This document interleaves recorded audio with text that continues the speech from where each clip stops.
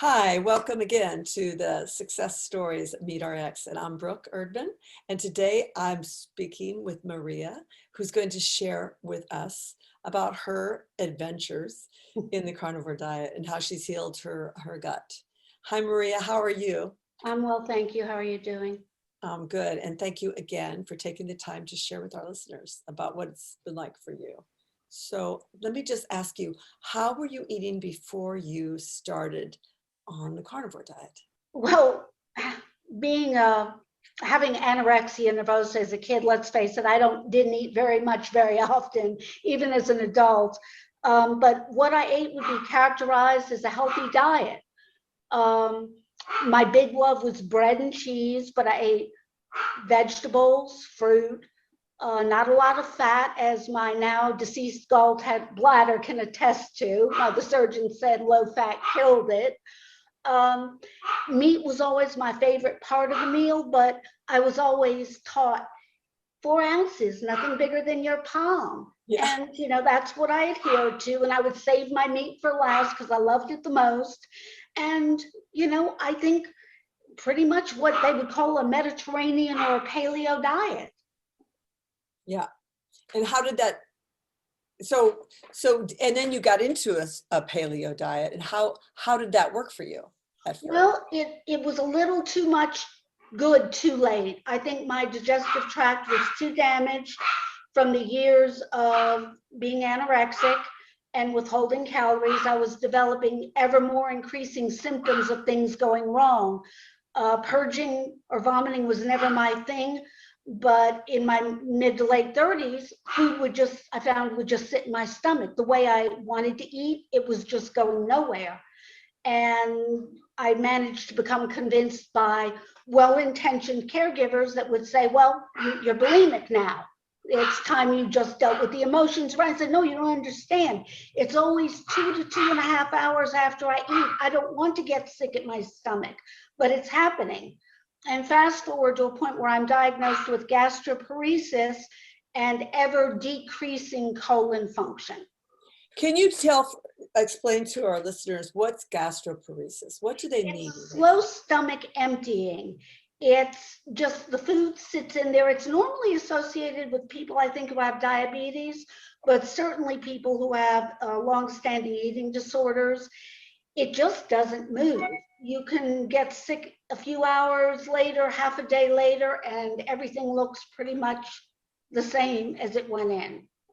And if it's unpleasant, but that's what it is. So were you having any stomach acid to digest? Was that also a problem? I'm not sure really, because they would put me on a medicine, then they would take me off because the big one was propulsive. They yanked it because it was causing people to have heart attacks and drop dead. I'm like, okay. So, I stumbled along like this, and my diet changed from what I would consider healthy to really unhealthy because I had to focus on anything that would digest quickly, anything to sustain some caloric intake. And I think the things I was choosing were further exacerbating my problems. Things like bread, things like rice. It was like things were just compounding. With every move I made, they were getting worse, not better. And how did you find the carnivore diet then? Well, after my bowel surgery, fast forward again, I went keto thinking, well, maybe that will help. And being in ketosis, I'm not a stranger to it, having been anorexic, but it helped immeasurably with my mental health and my fears of getting fat and eating. But I think the fact I was still using seed oils, unhealthy oils, and a lot of dairy was making a lot of things worse. So then I got into a whole mess with my colon needing to be removed because my bowel just stopped working. From the time I would put something in my mouth till it would come out the other end was over 72 hours. Wow. Okay. So they removed my entire colon. I tried to go back to keto. I couldn't do it. My whole system shut down. I was fed through a vein in my chest for 2 weeks.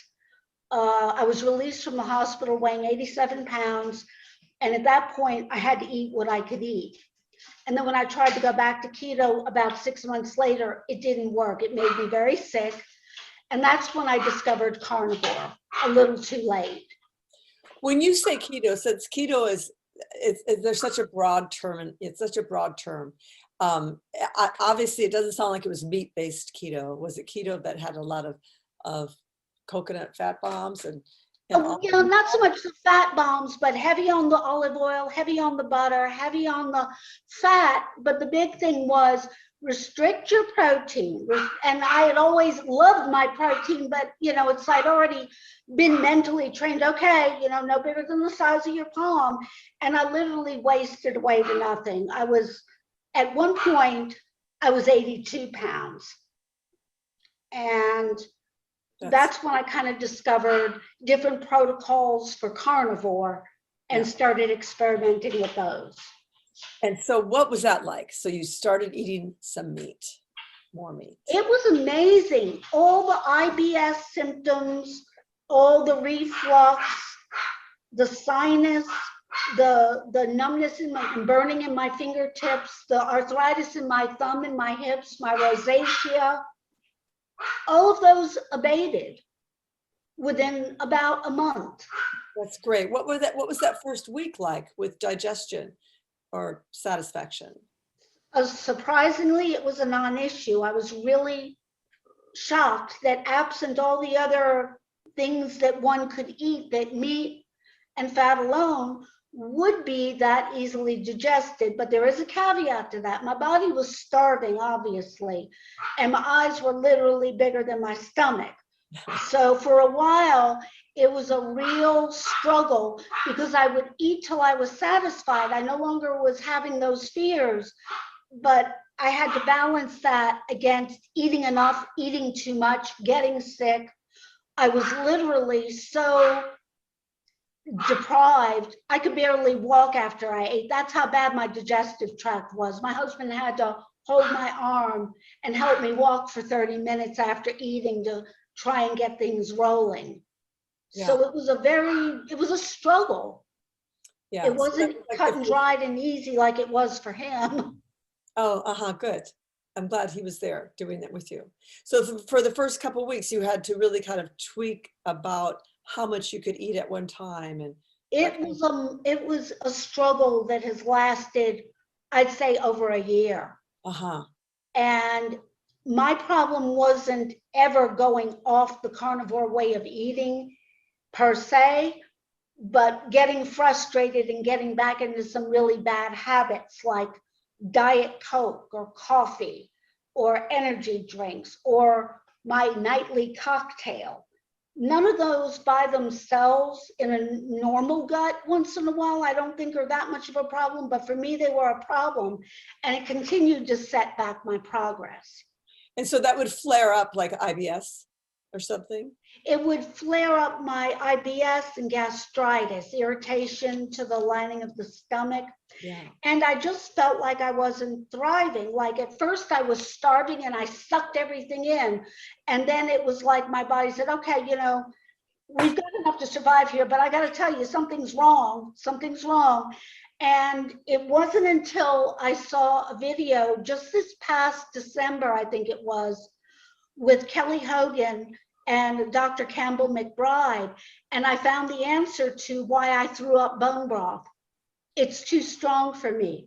I literally had to go, and chicken's not my go-to meat, but I literally started cooking pots and pots of chicken stock with all the gelatinous cholinergic parts, chicken feet and everything. It was like Jell-O when it was done. Well, so your bone broth, you're saying that your bone broth, your beef bone broth, which is also gelatinous, was too strong for you. It was too strong. Chicken bone broth was comforting for you. It was comforting. I could drink it. I could drink copious amounts of it.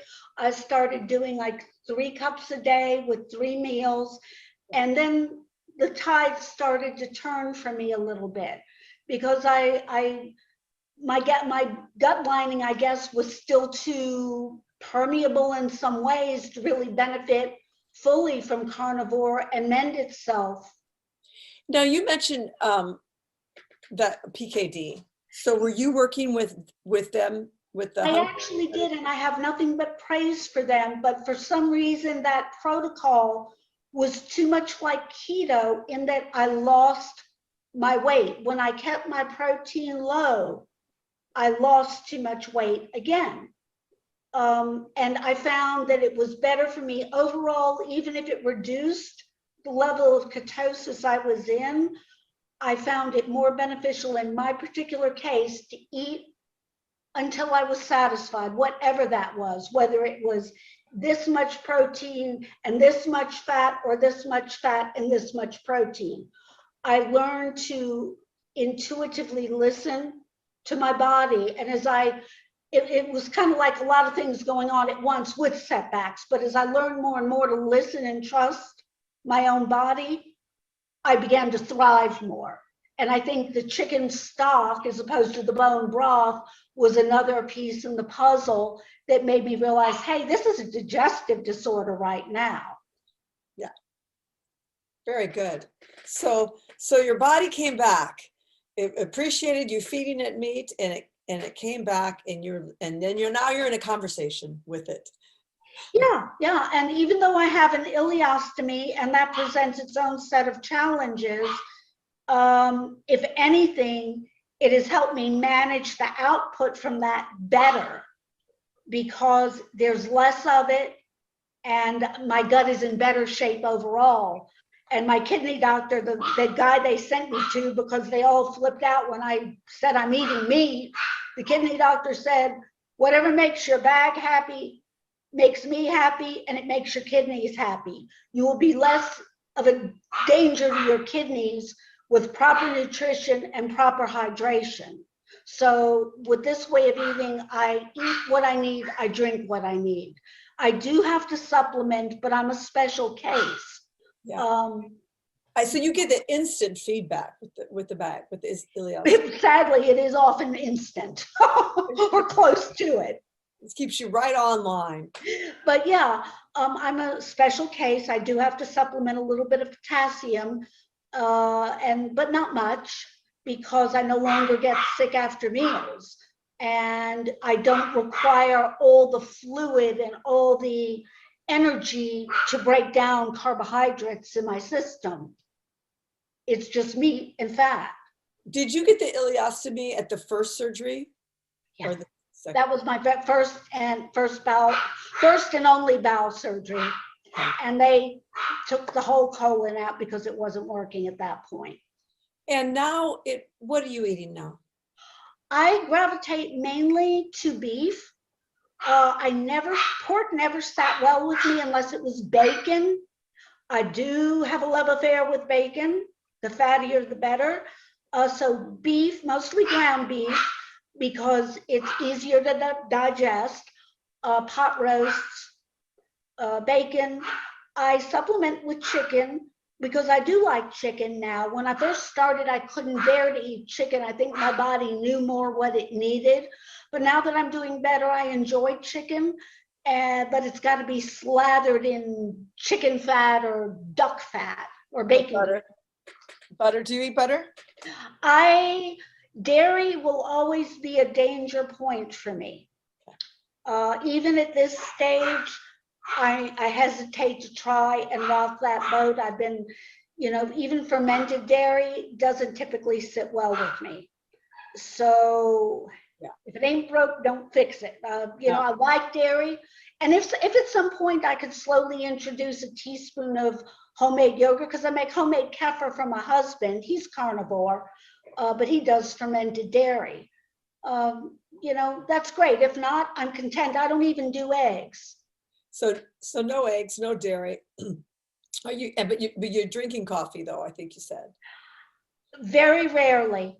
Really? Very rarely do I drink coffee or Diet Cokes. The sweet taste isn't a problem for me. It's more the gastric distress, and coffee, to put it mildly, it's a diuretic for me, and it makes everything go wild, and I lose too much fluid, which can be dangerous. So it's a very rare treat. I'm glad you found the beef, and the beef is working. Beef is so healing. It really is. And like I said, for months, that's all I could stand to eat. I couldn't stand the thought of chicken.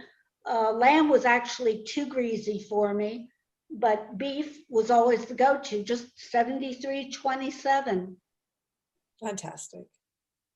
So please tell us some more improvements and relief or comforts that you found with this. Oh, the biggest thing, especially given my young adult history, is losing the fear of eating to satiety. Yeah.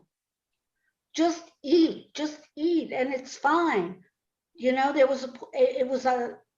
was a hard thing for me to grasp, but that I can breathe clearly.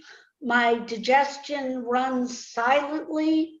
I don't grind my teeth anymore.